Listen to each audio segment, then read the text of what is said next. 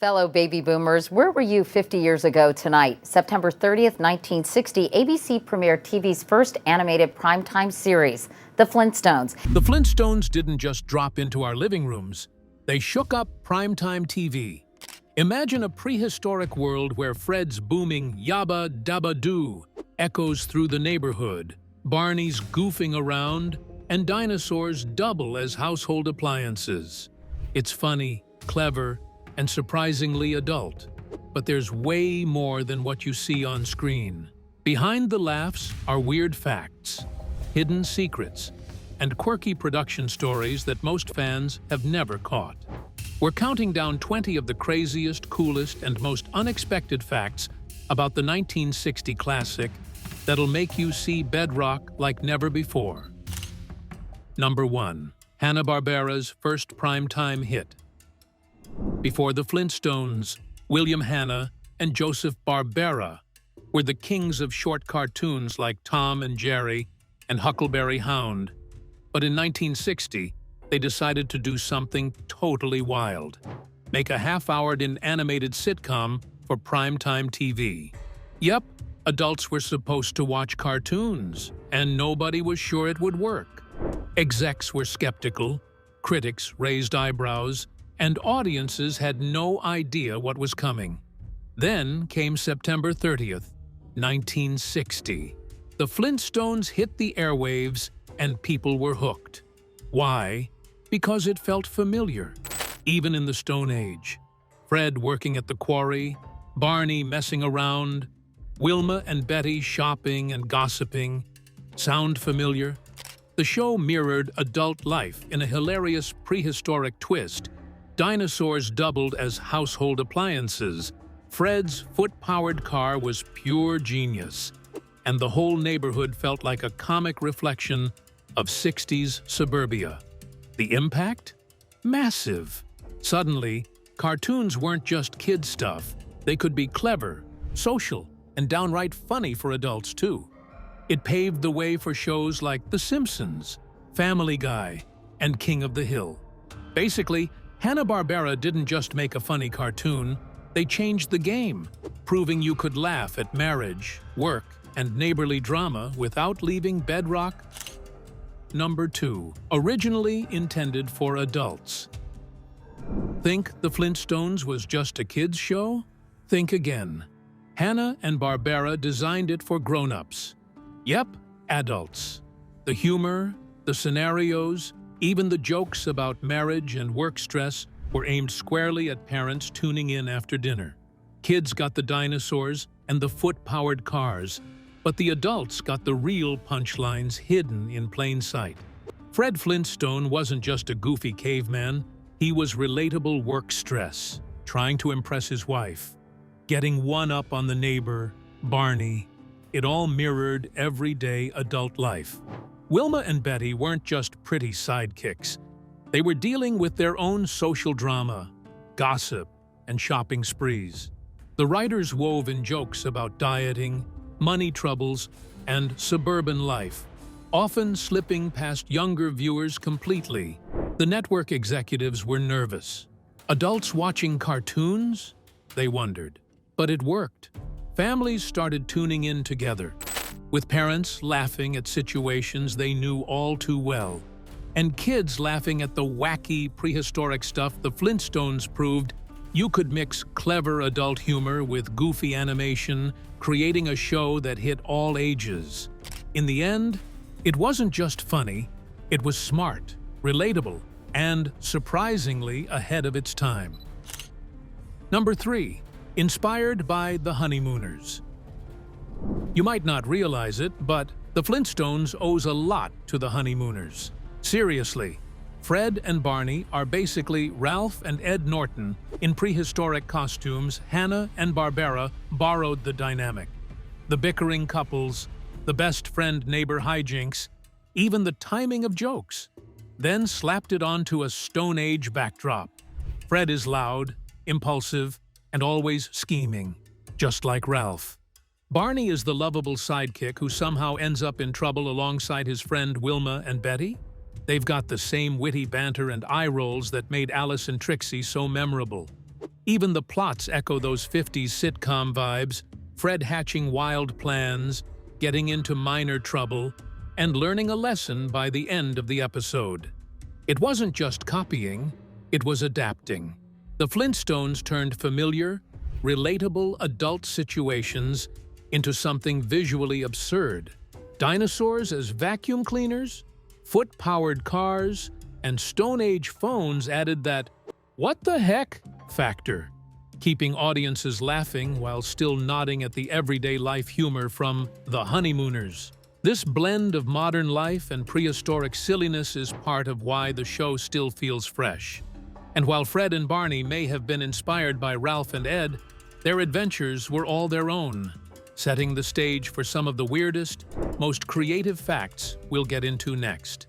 By now, you've seen the inspiration behind Bedrock, but the next facts dive into the wild, behind-the-scenes secrets that'll make you see the Flintstones in a whole new way.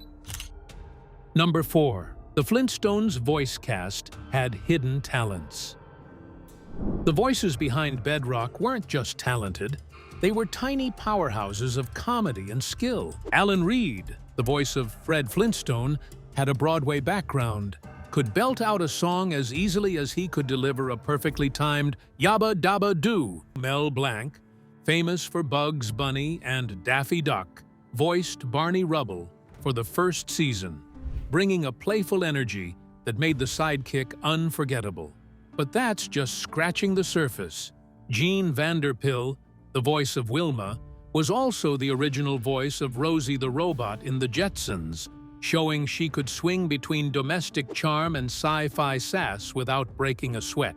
Julie Bennett, who voiced Betty Rubble, added a kind of sweet mischief that balanced Fred and Barney's chaotic antics. Some of these actors weren't credited properly, or their work got overshadowed by the stars we now associate with the show. Yet their performances were crucial. Every inflection, every yelp, every laugh contributed to the world of Bedrock, feeling alive and human. Even with dinosaurs vacuuming the floors and cars powered by feet. In many ways, the voice cast's versatility and hidden skills are what made the show a primetime hit. Without them, the prehistoric comedy we love today might never have come to life. Number 5. The original theme song lyrics were different. Everyone knows the Flintstones theme song, catchy, fun, and endlessly quotable. But did you know the original lyrics were different? In early versions, the song was longer and included lines referencing prehistoric chores and daily life that never made it to the final cut. Some lyrics even leaned a bit more adult, hinting at work stress and marital squabbles in Bedrock. The final theme, Flintstones, Meet the Flintstones, they're a modern Stone Age family, stuck because it was simple, rhythmic, and memorable. Flintstones, meet the Flintstones, they're the modern Stone Age family.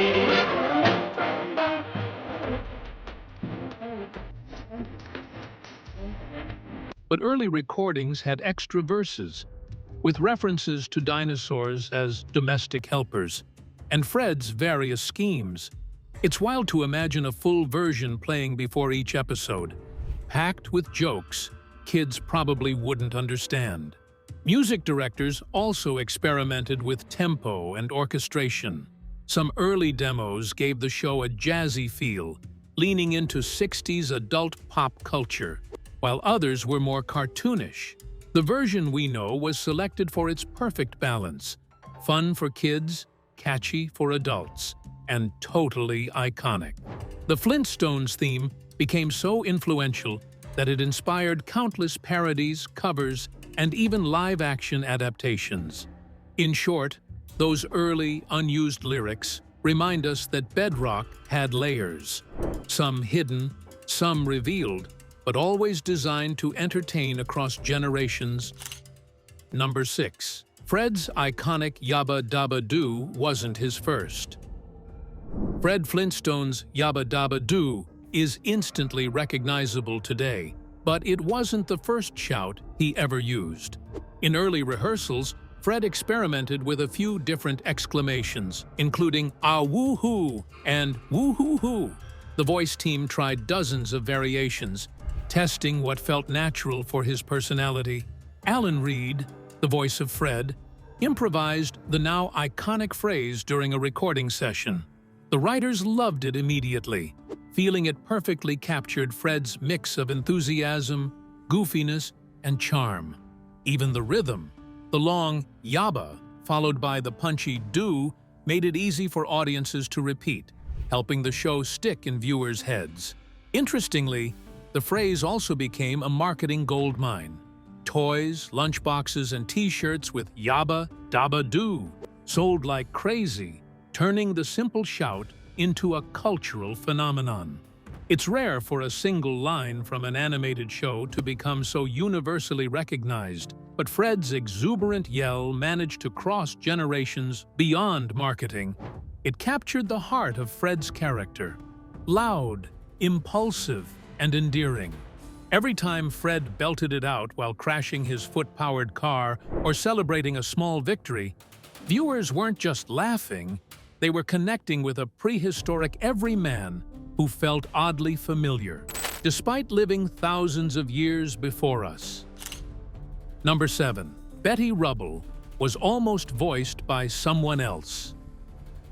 It's hard to imagine anyone other than Jean Vanderpyle voicing Betty Rubble, but early in production, casting was a bit of a mess. The producers auditioned several actresses, trying to find the perfect balance between sweetness and spunk. Some voices were too high-pitched, others too timid, and a few leaned overly comedic, which would have clashed with Fred and Barney's antics. Jean Vanderpyle nailed it from the start. She brought warmth, clever timing, and a little mischievous sparkle that made Betty feel like more than just a sidekick. Her chemistry with Alan Reed, Fred, and Mel Blanc, Barney, was instant. Audiences connected with her, not just as Barney's wife, but as a character who could hold her own in any scene. Interestingly, Vanderpyle was also voicing Wilma in the early test runs before settling into Betty's role, showcasing her versatility. Without her, the dynamic between the Flintstones and the Rubbles might have felt flat. Producers later admitted that finding the right Betty was critical. A miscast could have killed the show's charm. Thanks to Vanderpyle, Betty became a fan favorite and one of the first animated female characters to feel genuinely like a modern woman. Smart, funny, and relatable even in the Stone Age. Number 8. The show's first episode almost didn't air. The very first episode of The Flintstones, The Flintstone Flyer, nearly never saw the light of day. Networks were nervous about a half-hour animated show aimed at adults, unsure if viewers would stick around for something that wasn't live action. Executives feared the Stone Age setting would feel too gimmicky and worried that adults wouldn't laugh at cartoons. Hanna-Barbera pushed hard, arguing that the humor and relatable situations would resonate with families. Test screenings were done, and feedback was cautiously optimistic. Still, tensions ran high, and there were debates about whether to scrap the pilot or adjust characters and dialogue. Fred's voice, Barney's mannerisms, and even the dinosaur appliances were scrutinized for appeal. Eventually, the network took the risk. The gamble paid off. The Flintstone Flyer aired and immediately captured audiences' attention. Fred's workplace frustrations, neighborly rivalry with Barney, and the quirky prehistoric gadgets struck a chord. Viewers quickly embraced the blend of absurd humor and relatable adult situations. Without this leap of faith, Bedrock might have remained a concept rather than becoming a groundbreaking hit that redefined what cartoons could do in prime time. Number 9. Dinosaurs as household appliances. One of the most iconic and weirdly genius aspects of the Flintstones is the prehistoric appliances. In Bedrock, dinosaurs weren't just background creatures, they doubled as functional household tools. Need a vacuum? Grab the dinosaur. Wanna make ice? That's a dinosaur job too. It was absurd, ridiculous, and hilarious. The idea came from the writer's love of combining modern life with Stone Age creativity. Foot-powered cars were one thing, but adding dinosaurs as living appliances pushed the show into a level of imagination that made it unforgettable. Animators had to carefully design each dinosaur to perform tasks while still looking natural and expressive. It was tricky, but the results were iconic. This creativity also gave the writers endless comedic opportunities. Imagine a T-Rex vacuuming the floor, or a Brontosaurus helping carry groceries. The visual gags alone were worth watching, but they also highlighted the show's satirical genius. Modern conveniences made absurd, showing how dependent people were on technology even thousands of years ago. The prehistoric fun doesn't stop here. Next up are the behind-the-scenes quirks that nearly changed Bedrock forever. Number 10. Barney's voice changed mid-series. Barney Rubble's voice wasn't always what fans remember today. When the show first started, Mel Blanc, famous for voicing Bugs Bunny and Daffy Duck, brought a distinctive, slightly higher-pitched tone to the character.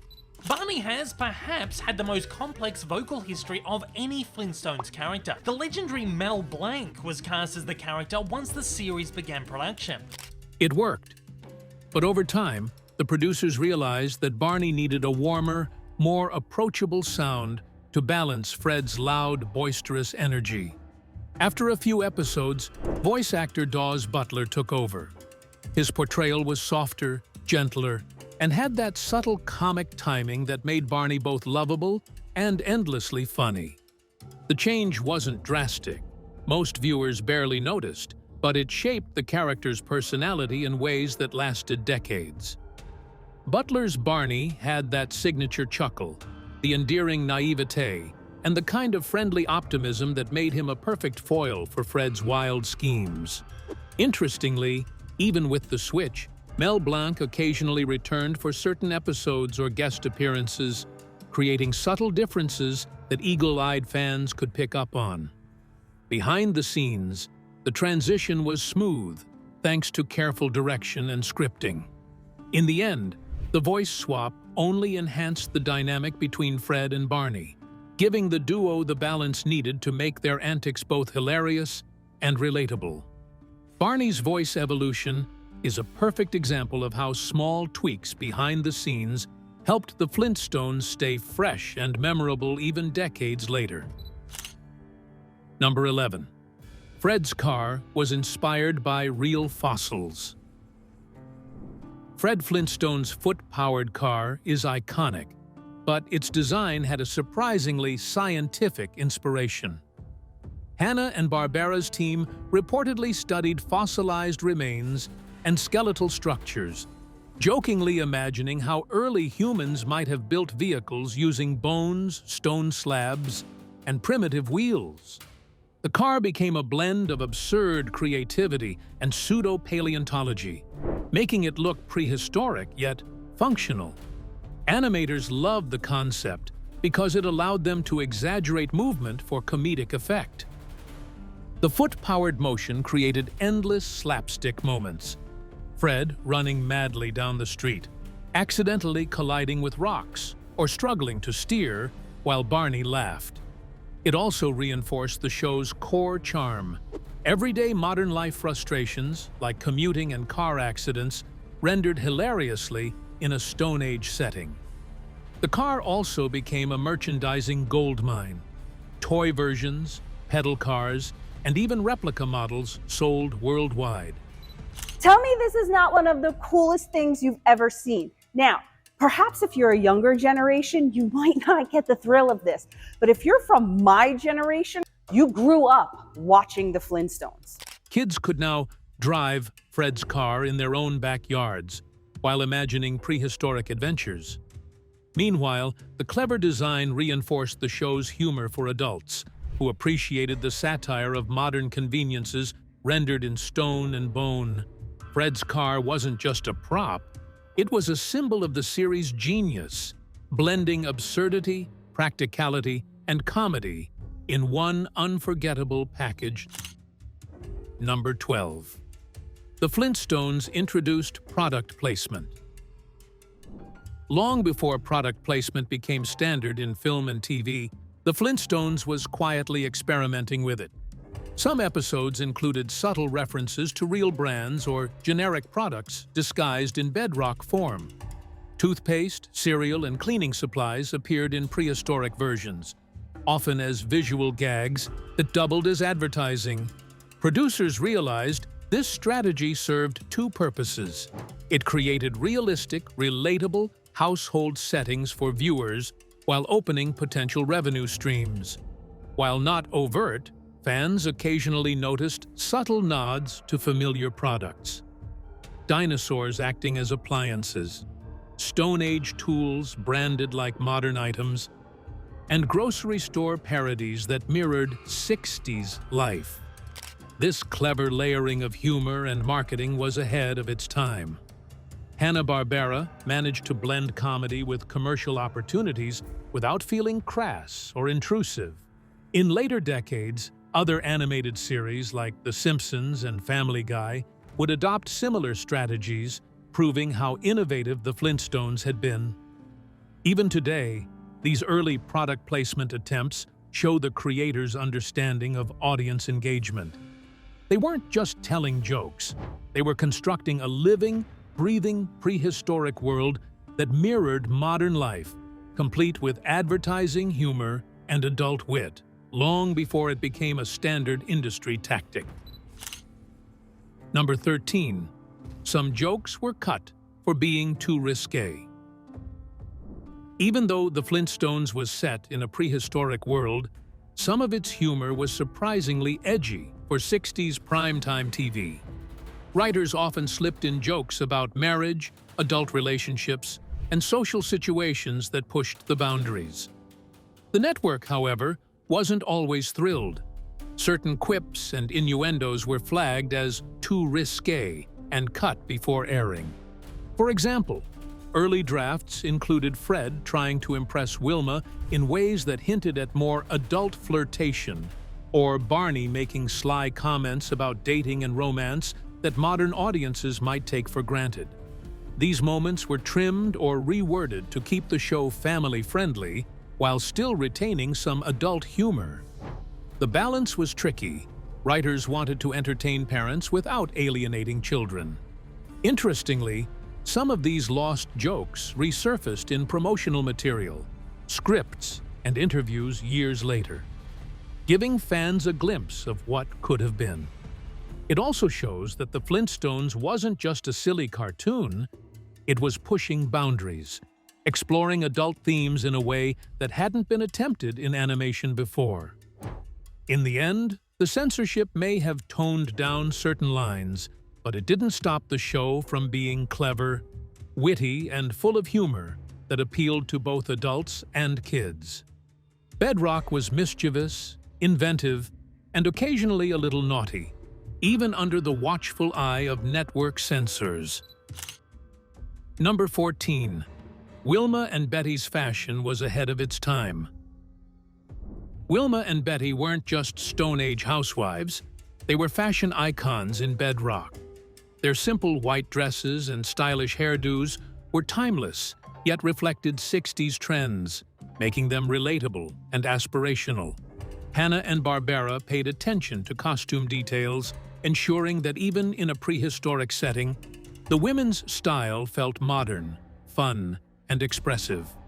Wilma's pearl necklace became a signature, symbolizing class and charm, while Betty's short hair and bold demeanor reflected a playful, slightly rebellious energy. Animators used clothing and accessories to give each character a distinct personality, making their reactions, gestures, and interactions more engaging. Interestingly, designers experimented with patterns, sleeve lengths, and skirt shapes in early drafts, considering slight adjustments to match contemporary fashion. The goal was to make the characters visually appealing for both kids and adults, blending classic cartoon simplicity with stylish flair. Their outfits weren't just cosmetic, they reinforced personality and social commentary. Wilma's neat, polished look emphasized order and responsibility, while Betty's playful attire highlighted spontaneity and fun. The attention to fashion made Bedrock feel alive and relatable, proving even in the Stone Age, style mattered. Number 15. Hidden references to 60s politics. Believe it or not, the Flintstones occasionally snuck in nods to 60s politics. While Bedrock was a prehistoric playground, writers cleverly wove subtle satire about work, leadership, and social norms. Fred's job frustrations often mirrored real-world office politics, while town meetings poked fun at bureaucracy and leadership quirks. Some episodes included brief lines or visual gags that reflected contemporary events or cultural debates, though in a Stone Age style. For instance, characters might complain about taxes or community rules, echoing debates of the 60s without feeling preachy. These jokes went over kids' heads, but gave adults a chuckle and a sense that the show was smart and culturally aware. This blending of satire with humor helped the Flintstones feel relevant and sharp. Even in a prehistoric setting, the writers managed to comment on society, politics, and human behavior. It's a testament to their cleverness that these references remain mostly unnoticed by casual viewers, but are clear to those looking closely. These hidden nods added layers to the show, proving that Bedrock wasn't just funny. It was thoughtful, subtly reflective, and full of Easter eggs for the attentive viewer. We've seen jokes, fashion, and politics, but the next set of facts takes Bedrock behind the scenes in ways you'd never expect. Number 16. Spin-offs. Almost got very strange. The Flintstones was such a hit that Hanna-Barbera considered several spin-offs, but some ideas were downright bizarre. One early concept focused on teenage versions of Fred and Barney, imagining high school life in Bedrock. Another pilot planned to explore prehistoric politics, with Fred running for office in a gag-filled election. Neither made it to series, but scripts and sketches show how wild the writers were willing to go. There were even experimental crossovers planned. Imagine the Flintstones teaming up with the Jetsons, creating a time-traveling prehistoric/futuristic mashup. While fun to dream about, networks worried audiences wouldn't follow the complex concepts. Yet, these ideas demonstrate the creative energy surrounding Bedrock. Writers were constantly exploring new ways to expand the world without losing its humor. Even merchandising sometimes inspired spin-off ideas, with proposals for prehistoric pets, new side characters, or holiday specials. Some pilots were shelved due to budget or network hesitation, while others were too outlandish for the conservative primetime audience. Ultimately, these almost spin-offs reveal that Bedrock was more than a cartoon. It was a playground for imagination. Even concepts that never aired contributed to the show's legacy, proving that the Flintstones universe could stretch in every direction, from comedy to wild storytelling experiments. Number 17. Fred and Barney's rock band idea. At one point, the writers pitched an idea for Fred and Barney to form a rock band. The concept seemed crazy, two prehistoric men playing instruments made from rocks and logs. But it was a playful nod to the emerging 60s rock scene. Episodes were storyboarded, showing Fred on drums and Barney on guitar, with dinosaur percussionists in the background. The plan never made it to air. Executives worried it would distract from the core humor of the show, and animating complex musical sequences was expensive and time-consuming. Still, sketches revealed the ambition. Bedrock could have become a full-blown musical comedy, blending rock and roll energy with Stone Age silliness. Some promotional materials even teased the idea, hinting at Fred and Barney jamming for viewers, but it remained a concept. The notion of dinosaurs as backup musicians shows how far the team was willing to push absurdity while keeping it charming and funny. It's a fun reminder that the Flintstones wasn't afraid to experiment. Even failed ideas added to the mythology of Bedrock, showing that behind the familiar laughs, the creative team constantly imagined bigger, weirder, and more ridiculous adventures. From rock bands to movies, Bedrock's ambitions often went bigger than anyone expected. Number 18. The live-action movie's connection to the series. When the 1994 live-action Flintstones movie hit theaters, fans were skeptical. How could the quirky animation translate to real actors, dinosaurs, and Stone Age sets? Yet the film cleverly paid homage to the original series. This film is a pretty faithful adaptation, and yet remains entertaining on its own right. It moves along at a pretty decent pace, and things don't really slow down until about the last 30 minutes. Borrowing character traits, visual gags, and even some dialogue from the 1960 show John Goodman as Fred and Rick Moranis, as Barney captured the essence of the original duo, while live dinosaurs and foot-powered cars brought Bedrock to life in a tangible way. Costume designers meticulously recreated Wilma and Betty's iconic outfits, and the film included subtle nods to episodes, props, and even background jokes that longtime fans would recognize. Interestingly, the movie also explored modern themes in the Stone Age setting, just like the original show. Issues of work, love, and social status were woven in, proving that Bedrock's charm transcended generations. Critics were mixed, but audiences appreciated the attention to detail and the love for the source material. The live-action adaptation shows the enduring influence of the Flintstones. Nearly 35 years after the original aired, Bedrock remained a world full of humor, heart, and imagination. The movie bridged generations, proving that prehistoric fun can survive and thrive in any format. From live-action movies to international adaptations, Bedrock's influence stretched far beyond the TV screen. Next, we explore how the Flintstones conquered the world in ways you probably never noticed. Number 19. International versions had wild differences. The Flintstones didn't just stay in America, it went global. And when it did, some countries added their own twists that would make any die-hard fan do a double take. In Italy, Fred's voice and catchphrases were adapted to fit local humor, while in Spain, certain jokes about marriage and work were softened to suit family audiences. Japan took a completely different approach, emphasizing slapstick and visual gags over dialogue-based humor. Even character names changed in some regions. Barney and Betty sometimes had local equivalents that sounded more relatable, and subtle cultural references were swapped out to match regional trends. Episodes were occasionally edited to remove content deemed too risque, while others were rearranged for pacing and broadcast length. These differences highlight how versatile the show was, capable of being understood and loved worldwide despite the prehistoric setting. What stayed consistent? The heart of the series.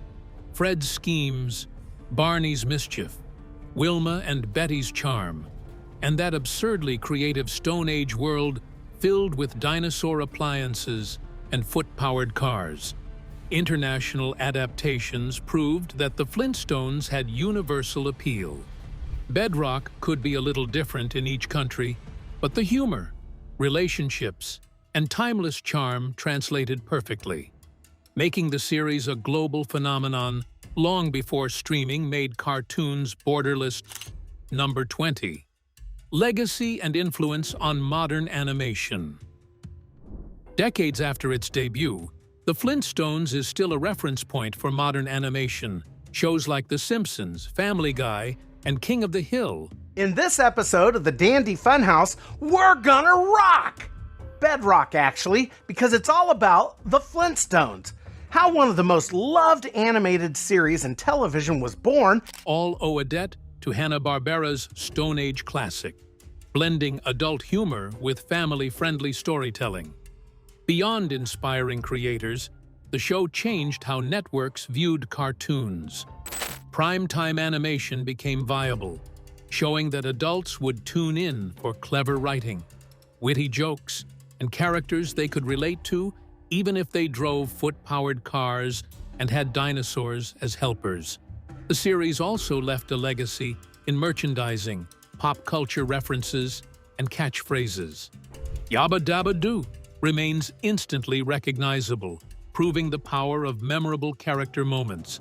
Even furniture, lunchboxes, and toys drew kids and adults into Bedrock's world. Making it more than a show, it became a lifestyle of prehistoric fun. Ultimately, the Flintstones set the standard for animated storytelling, balancing absurd humor with relatable life situations. Its influence is everywhere, from the way writers craft adult-friendly jokes in cartoons to the creative ways shows mix imagination with everyday scenarios. Bedrock isn't just history. It's a blueprint for what animation can achieve. A classic show.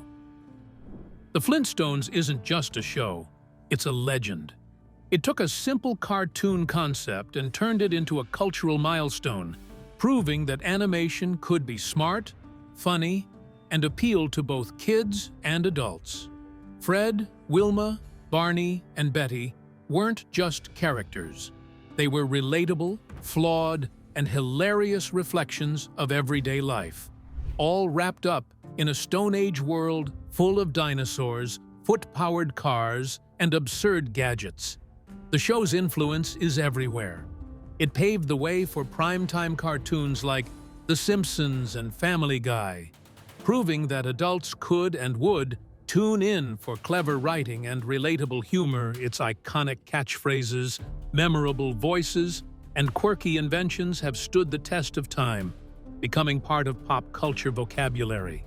Even international adaptations, spin-offs, and live-action films owe their existence to Bedrock's pioneering spirit. Ultimately, The Flintstones is legendary because it mixed imagination, humor, and social satire in a way that still resonates today.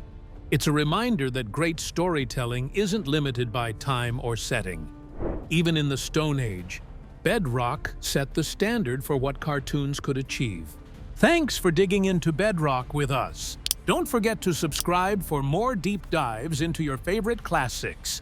Stay tuned, because the next list of weird and fascinating facts is just around the corner.